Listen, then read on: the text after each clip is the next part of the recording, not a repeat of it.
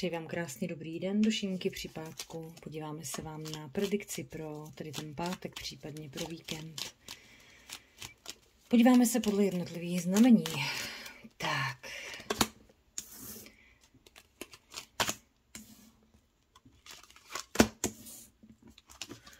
Při pátku si dejte pozor ohledně nějakého muže, aby na veřejnost neprosáklo něco ohledně nějakých financí, protože by to nebylo velice příjemné.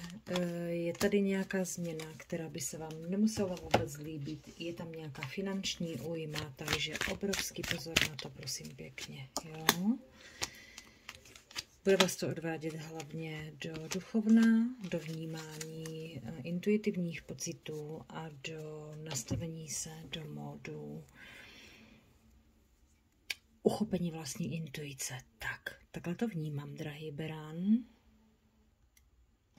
Tak se podíváme teď na býka, co čeká býka při pátku a k víkendu.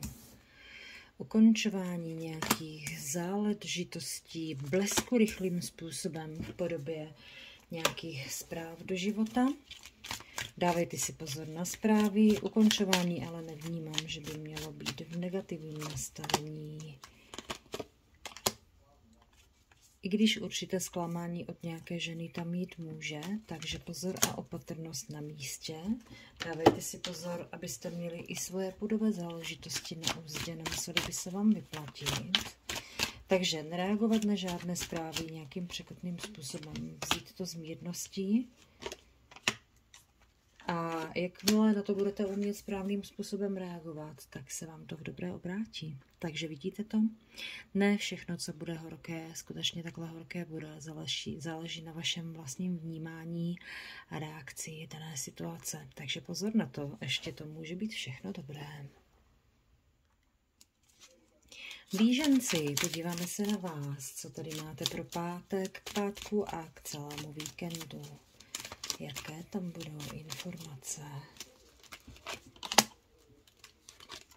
Dané záležitosti ohledně nějakého pána a ukončení se tady opravdu osudovým způsobem chýlí ke konci. Jo, dávejte si fakt skutečně tady pozor na to, aby jste určitým způsobem byli přítomní, abyste vnímali věci, jak skutečně jsou nastavené. Princezna mečů, nasycenost, ale vy toho máte plný zuby. Vy toho tady máte úplně plný zuby a nebudete si brát úplně ubrousky před pusu. Takže máte něčeho dost, z něčeho je potřeba vystoupit. Je potřeba opravdu možná si zvolit nový směr. A anděl úspěchu? No, oddanost a proroctví. Vy už teď víte, co máte dělat, vy už teď víte, jak to je. Tak jen do toho, držím palečky, ať se vám daří. Drahý radci, co vás čeká při pátku a víkendu? Podíváme se na to. Co vás čeká? Pán, taktéž. A jsou tady nějaké komplikace s nějakým mužem. Bude vás to vést k novému začátku. Je potřeba se nastavit jenom do určité své autentičnosti, do své suverenity. Podíváme se ještě dále. Rozhodnutí, rozcestí, nejistota. Nemůžete už dál touhletou cestou. Tady ta cesta prostě nikam nevede. Je tam prosím vás pěkně pocit zranění, je tam role obětí, vystupte z toho, to vám nic nepřinese, jo. Vystupte z toho a máte tady hojnost, máte tady podporu a máte tady vhledy do budoucna. Super. Takže uchopte sebe sami. Vnímejte, co chcete. Nedívejte se na to, co padá. Uchopte to a půjdete dál, jo. Tak, znamení panny, co vás čeká při pátku a víkendu, na co se můžete těšit, na co si máte dávat pozor. Panna. Páni, tolika, prosím tě, křížů, co mi tady vychází, to snad ani není možný. Ukončujete záležitosti, které vám absolutně neslouží, ale jdete do nádherných energií, do nádherných vibrací. Dávejte si pozor na spalování nějakou vášní, ale jinak tady je ochranná karta, prostě sluníčko, které vám přinese jenom radost a pohodu. Udělejte si, do života vám vstupuje láska, buď to nějaké znovu oživení nějakého vztahu, případně úplně vztah nový, takže vnímejte kolem sebe. Jsou tam energie, které se dorovnají a jdete do své síly. Super, budete tam mít moc měnit svou budoucnost. Ano, a období, které jste tam měli, bylo hodně náročné, bylo hodně těžké, ale způsobilo to ve vás, že jste přišli na to, co tam máte, jak to máte nastavený. A dvakrát slunce mi tady ukazuje obrovskou expanzi, radost, krásu, štěstí, lásku a všechno, co s tím souvisí. Nádherné karty, gratuluji, krásný víkend. A co tady máme pro lvíčky? Tak, drahý lve, kde to tře? Celé vlastně období bylo teď pro vás. Čtyřlístek. Finance. A nový začátek. Super. Takže nebojte se expandovat. Máte tady obrovské štěstí, hlavně ve financích. V citech, v emocích se vám bude hodně dařit. Máte tady princezna disku, vláda. A ještě malinko pozor na emoce do 3 měsíců. Jo, do 3 měsíců se vám tyhle věci budou hodně dávat dokupy. Mák, anděl magie, alchymie, zkoušky a zasvěcení. Tak tady vidím obrovskou expanzi. Vypadá to, že své lví období jste si prošli. Opravdu ne se založenýma rukama, ale fakt jste si to odmakali a budete sbírat kýžené ovoce. Gratuluji. A co tady dneska budeme mít pro váhy? Podíváme se. Pátek a víkend. Váha. Odemknutí nějakých záležitostí, které nebudou velice příjemné. V rodině se budou řešit nějaké finance, dejte si na to pozor. Ty finance nemusí být, tam může být něco nepříjemným překvapením, do toho klukama k vám. Bude to v řešení.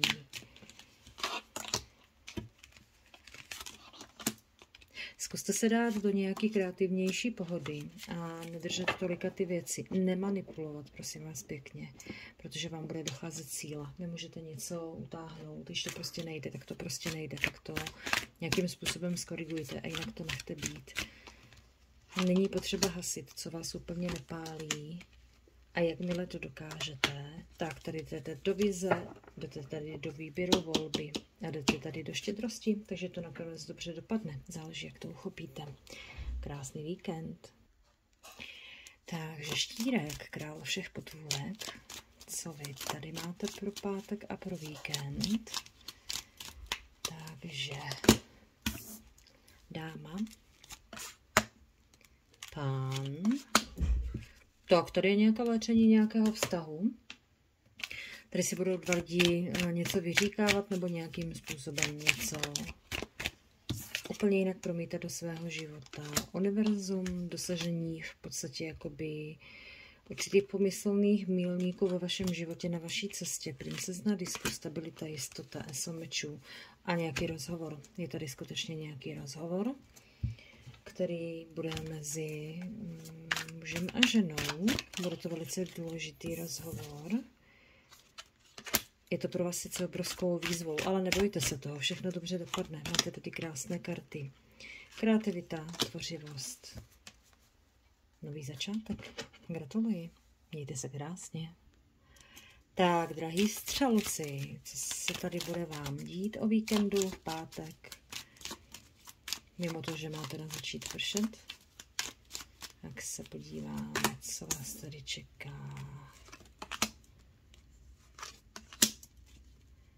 Rozhodnutí rozcestí ohledně financí a lásky. Rozcestí.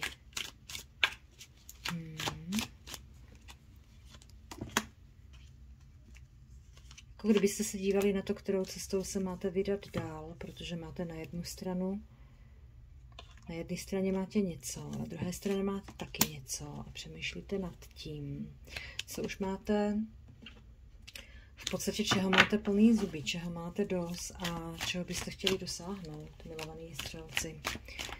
Tak já ani nemám pocit, že byste přemýšleli nad tím, protože vy už jste to vymysleli. Už jste tady s tím mágem to vymysleli, jenom to potřebujete ještě dostat do reality. Takže tady se ani nebude rozhodovat, tady už je rozhodnuto. Tady se to bude s důvěrou uvádět do reality. Super, spravedlnost. O tom to je. Máte tady 3 silné karty. Máte tady mága, máte tady rytíře disků a máte tady kartu spravedlnosti. Prostě všechno bude v rovnováze. Jen tak to pustíte dál. Tak jen tak dál. Krásná kombinace. Tak, milovaný kozorozi, podíváme se také na vás.